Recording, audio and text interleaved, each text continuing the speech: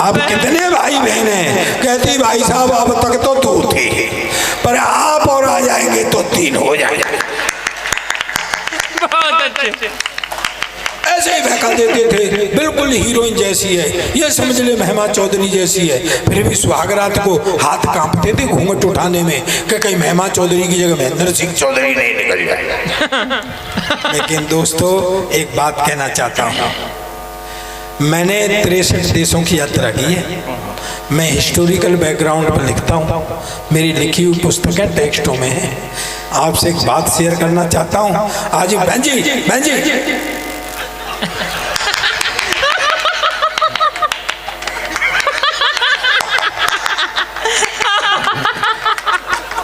अब नहीं, बिना मैडम के सरदार अधूरा है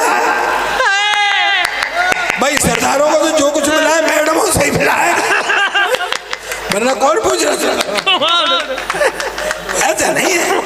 आप देखो, हमारा और कोई उद्देश्य नहीं है। हमारा उद्देश्य ये है कि आप यहाँ हंस के जाएंगी तो घर में उस बेचारे को भी हंसने देंगे। बस हमारा उद्देश्य तो यह है। मैंने 63 देशों की यात्रा की। मैंने जैसे बताया, आज भी सोने से पहले 15 मिनट पढ़ने की कोशिश करता हूँ। तालियों से रिसीव करना मेरी बात को कि जितनी उत्तम वैवाहिक संस्था अपने हिंदुस्तान की है, ऐसी न किसी देश की है, किसी समाज। विदेशों में तो लोग हर साल बीवी बदल लेते हैं। ये फैसिलिटी इंडिया में नहीं है सत्यप्रकाश जी। अपने तो जो पल्ले पड़ गई सो पड़ गई, और पल्ले क्या पड़ गई, 7 जन्म तक पड़ गई। हाँ हाँ, ये होता है। तो बहन जी आप देखो, नाराज मत हो ना। ये पूरी दुनिया भगवान ने बनाई, आराम किया, फिर नदी नाले पेड़ पौधे सब सामान बनाया, फिर आराम किया। फिर भगवान ने आदमी बनाया, फिर आराम किया। फिर भगवान ने औरत बनाई, न तब से साले आदमी ने आराम किया न भगवान ने।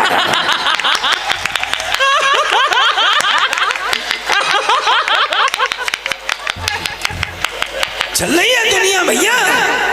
किसी के मन में क्या है भाई साहब, मैं नाम भूल गया आपका। आप कोने पे बैठे हैं। सावन जी, हमसे कोई गलती हुई है यार? मैं जब से देख रहा हूँ प्रोग्राम शुरू हुआ, आप एक बार भी नहीं हंसे। देखो सावन हंस दो, मैं बहुत जिद्दी आदमी हूँ, आत्महत्या कर लूंगा जी, बता रहा हूँ। यार हंसते खिलखिलाते रहो। किसी के मन में क्या है कुछ पता है क्या? नहीं पता चलता है। बात्या जी, पड़ोसी का बच्चा रो रहा हो तो सर में दर्द होता है, और अपना बच्चा रो रहा हो तो दिल में दर्द होता है। अरे रुक जा। अपनी बीवी रो रही हो तो सर में दर्द होता है,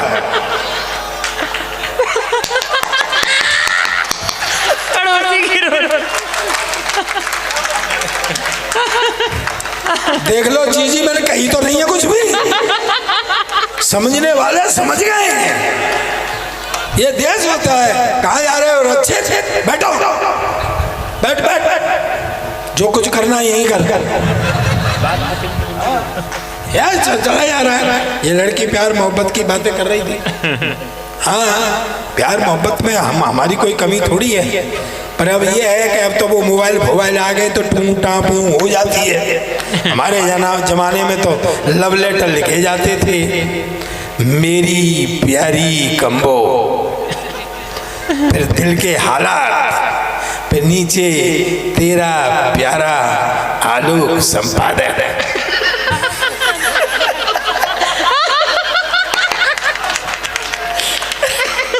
नहीं मतलब कोई भी नाम हो सकता है। उसके घर फेंकने जाते थे, शाम को जूते चल गए, शर्मा जी क्या फेंकी और वर्मा जी क्या गिर गई। ये होता था। तो क्या है, अपना तो देश विचित्र है। प्यार की बात कर रही थी, प्यार हमको भी होता है सर। मैं गाड़ी से आ रहा था, भाई भाई भाई भाई, जितने गिने गिनाए मिले ये कम नहीं होने दूंगा। हाँ, ऐसे कैसे चल रहा है? और सुनो, मैं भी ठलुआ हूँ भगवान कसम। जिनने 4 दिन के लिए बुलाया था 2 प्रोग्राम है, 2 दिन ठलुआ तुम चले भी गए तो पता पूछ के घर आके सुनाऊंगा।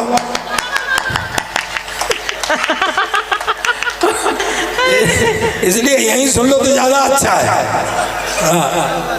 नहीं बात क्या है, वहां से इन्हें गाड़ी भेज दी थी तुमने, वो भेजा था ना, वो हाँ पाठक जी, तो मैं गाड़ी में बैठा, तो जैसे ही मैं एक इसमें इंटर हुआ, हाय हाय हाय हाय, एक चली आ रही, हाय हाय हाय हाय, भगवान कसम सत्यप्रकाश जी, मेरा दिल धक धक धक, वो और पास आई तो मुझे मोहब्बत होने लगी, और पास आई, हाय हाय हाय हाय हाय, दिल में फड़फड़ाहट आने लग गई। वो और पास आई उपाध्याय, बस मुझे प्यार होने ही वाला था, उसने ताली बजा दी।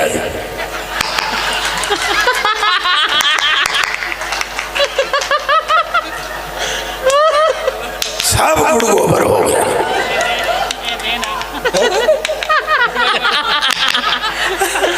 इस लड़की की समझ में बाद में आई है।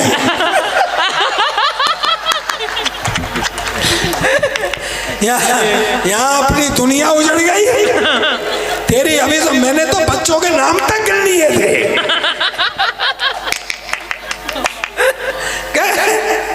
ये देश विचित्र है सर, मैं सही कह रहा हूँ आपसे। ये देव अच्छा, जितने चुटकुले सब सरदारों पे पढ़े जाते हैं, कभी आपने सोचा क्यों? अच्छा, जिस पे ज्यादा होता है वो ठंडा रहता है, जिस पे कम होता है वो ज्यादा उछलता है। नहीं देख लो आप, चीन है एक, चीन पे एक वो बाउंड्री वाल है, पूरी दुनिया में China ball China ball China ball. हमको कभी उछलते देखा है क्या? हमारे पास अग्रवाल, खंडेलवाल, सबसे कलेसीवाल केजरीवाल, ठंड पड़ रही हो तो ओसवाल, और ज्यादा ठंड हो तो जयसवाल। कमाल। हमारे पास किसी की कमी है क्या? ये दारू के चुटकुले सुना रहा था बेटा, और लोग हंस नहीं रहे थे, तुझे पता ही नहीं है यहाँ दारू बंद है। नहीं फैसिलिटी तो हो जाती है, ऐसी बात नहीं है। जहाँ दारू खुली हुई है वहाँ खुद लेने जाना पड़ता है।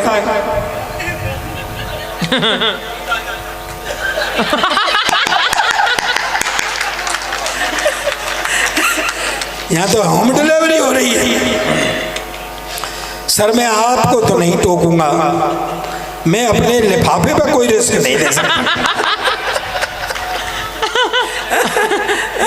जितने एक अंग्रेज आया मुझसे बोला सरदार जी तुम्हारा देश बहुत गरीब। मैं पहली बात तो ये देश गरीब नहीं, और है तो साले तुमको क्या मतलब?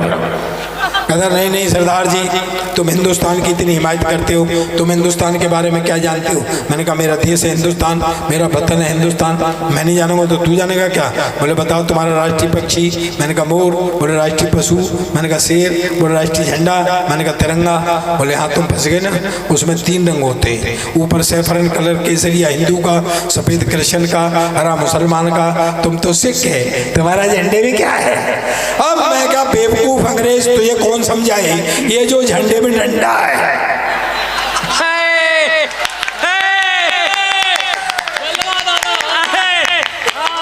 ये साले तेरे बाप का है क्या?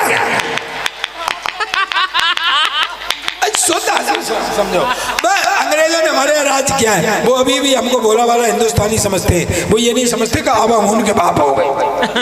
वो मुझे नीचा दिखाना चाहता था, तो एक ओ भाई साहब बच्चे को छोड़ जा यार, किसका है बच्चा? किसका है?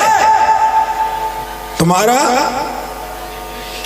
कहती तो मेरी भी, बताती तो मेरी भी है कि तुम्हारे ही है। आइए आइए आइए। वो एक फल वाला खड़ा हुआ था, मुझसे बोला, उसे बोला व्हाट इज दिस, ये क्या है? उसने सोचा ये लेगा। भाई बैठो, मैं डिस्टर्ब हो रहा हूँ सर। बहन जी को जीजा जी लेके आई रहे हैं। नहीं नहीं ठीक है बहन जी, मैं समझ गया। बहन जी मैं कुछ नहीं कहूँ, जीजा जी से तो मैं कुछ कहूंगा ही नहीं। ये जितने जीजा हैं ये सब मेरे लिए नुकसानदायक है।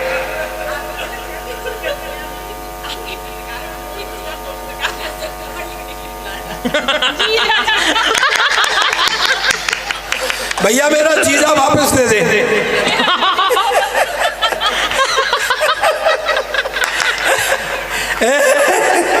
यार ये एक रिश्ता खामखामी खर्च हो गया मेरा। चलिए जाइए, इन दोनों के लिए तालियां बजाइए। हाँ लिख के लेकर आ जाना। हाँ खबर क्या लिखेंगे, वो लिखेंगे कवि सम्मेलन बहुत अच्छा हुआ। इसके अलावा तुम कुछ लिख ही नहीं सकते, मैं गारंटी देता हूँ।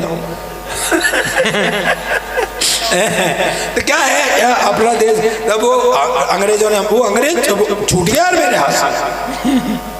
तो अंग्रेजों ने हमारे यहाँ राज किया है, वो अभी भी हमको भोला भाला हिंदुस्तानी समझते हैं। वो ये नहीं समझते कि अब हम उनके बाप हो गए। वो मुझे नीचा दिखाना चाहता था। और पलवल्ले से बोला व्हाट इज दिस, ये क्या है? उन्होंने कहा ये सर बनाना है, बनाना केला। बोले तुम्हारे देश में इतना इतना बड़ा केला, हमारे देश में इतना इतना बड़ा केला। फलवाले ने मेरी तरफ देखा, मैंने कहा भाई विज्ञान का जमाना है। ओ भाई भाई यार बैठ जा भाई, बैठ जा यार भाई, तेरे हाथ बैठ जा यार। भाई 2-3 वैसे ही चले गए। हाँ वो मुझे अखरते रहेंगे। तो उन्होंने कहा एक बार तालियां बजाओ, तालियां बजाओ, मैं पहली बार कह रहा हूँ आपसे, डिस्टर्ब मत करो यार। वो उन्होंने कहा ये सोचा ये लेगा। बोले सर ये बनाना है, बनाना केला। तुम्हारे देश में इतना इतना बड़ा केला, हमारे देश में इतना इतना बड़ा केला। फलवाले ने मेरी तरफ देखा, मैंने कहा भाई विज्ञान का जमाना है, हो सकता कोई वैरायटी आ गई। उसने फिर इशारा किया व्हाट इज दिस, ये क्या है? बोले सर ये एप्पल है, एप्पल सेब। तुम्हारे देश में इतना इतना बड़ा सेब, हमारे देश में इतना इतना बड़ा सेब। मेरी भी देशभक्ति जागी। मैंने उठा के तरबूज कंधे पे, बोला ये क्या है? मैं कहा हमारे यहाँ का अंगूर है। अब बता साले तेरे यहाँ कितना बड़ा अंगूर होता है। उपाध्याय जी उतार लूं? पूछ के उतारना है। ये हिंदुस्तान वाले कहेंगे 2 सेकंड पहले उतार दिया, पैसे काट लो। एक व्यंग, पहला व्यंग पढ़ता हूँ। मुझे पता है मुजफ्फरपुर में बहुत बार आया हूँ, विभिन्न प्रोग्राम बहुत बार आया हूँ, मुझे पता है आप कैसे सुनते हैं। पहला व्यंग पढ़ता हूँ, अगर पहुँच जाए, व्यवस्था पर व्यंग करता हूँ, अगर पहुँच जाए तो एक आदमी के हाथ नीचे नहीं रहने चाहिए, खड़े होकर के ताली होनी चाहिए। आदमी हाथ खड़े करके ताली होनी चाहिए। पहला व्यंग पढ़ता हूँ। अंग्रेज एकदम से मेरे से बोला सरदार जी तुम्हारा देश गरीब इसलिए कि तुमको पता है हमारे यहाँ का एक मजदूर महीने में $5000 कमाता है, यानी तुम्हारे यहाँ का लगभग 4 लाख। मैं कहा $5000 कमाता है, फिर बोला $4000 खर्च कर देता है। मैंने कहा भाई एक मजदूर $5000 कमाता है, $4000 खर्च कर देता है, काय पे कर देता है? बोला हमारा सरकार ये नहीं पूछता है। तो मैं कहा ये कौन सी बड़ी बात है? अब पीछे तक मुझे बताना कभी अंक पहुंच गया। मैं कहा ये कौन सी बड़ी बात है? मेरे यहाँ का एक MLA MP 10,000 रुपये तनख्वाह पाता है और महीने में 1 करोड़ खर्च करता है। सैल्यूट सैल्यूट सैल्यूट, तालियां तो अब उठाना सदन। अंग्रेज एकदम से उचट गया, बोले व्हाट, 10,000 रुपये तनख्वाह, 1 करोड़ खर्च करता, कहाँ से लाता? मैंने कहा हमारी भी सरकार नहीं पूछती है।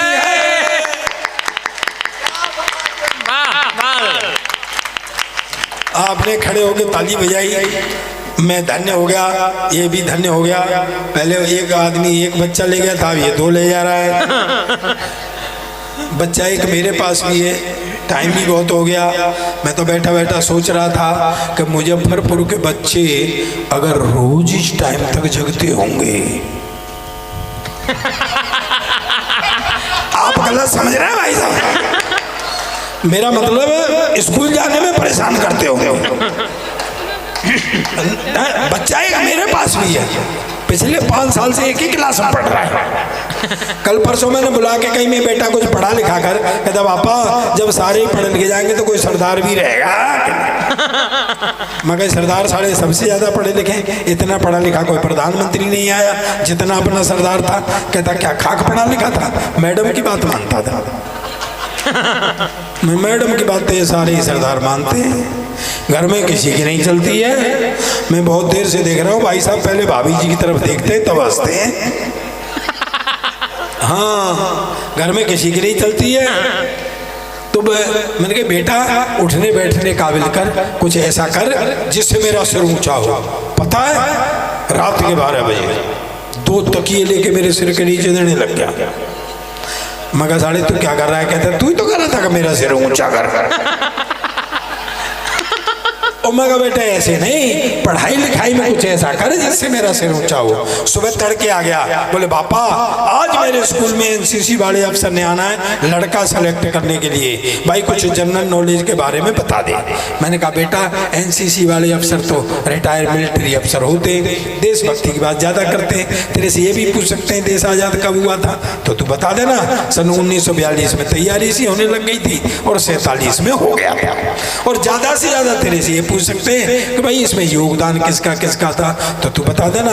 वैसे सारी पब्लिक का योगदान था, पर नेहरू, गांधी, चंद्रशेखर, भगत सिंह जैसे लोगों का सबसे ज्यादा था। पर भाई जी वो तो बेड़ा गर्क कर आया। दरअसल उस अफसर ने उससे सवाल ही कुछ और पूछ लिया, क्योंकि बेटे तेरा जन्म कब हुआ था? कहता जी सन 1942 में तो तैयारी थी और 47 में हो गया था। कहता जी अब आप मुझसे ये पूछोगे कि इसमें योगदान किसका किसका?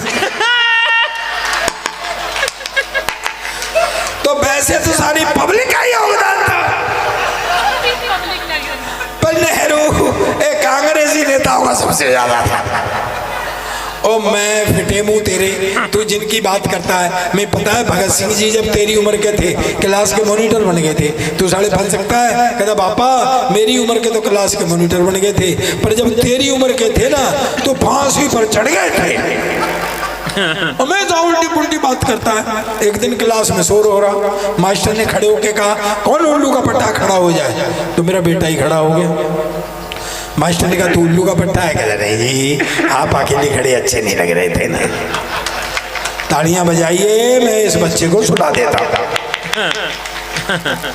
हाँ बस हो गया। वह करते रहो, मैं इतना भी सरदार नहीं जितना तू समझ रहा है।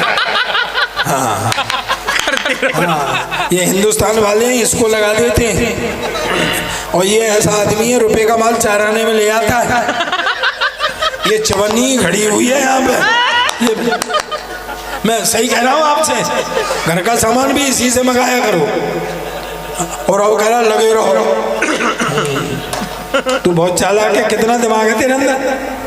नहीं कितना दिमाग है तेरे अंदर? टोटल जितना दिमाग है ना उतना तो मेरा खराब रहता है।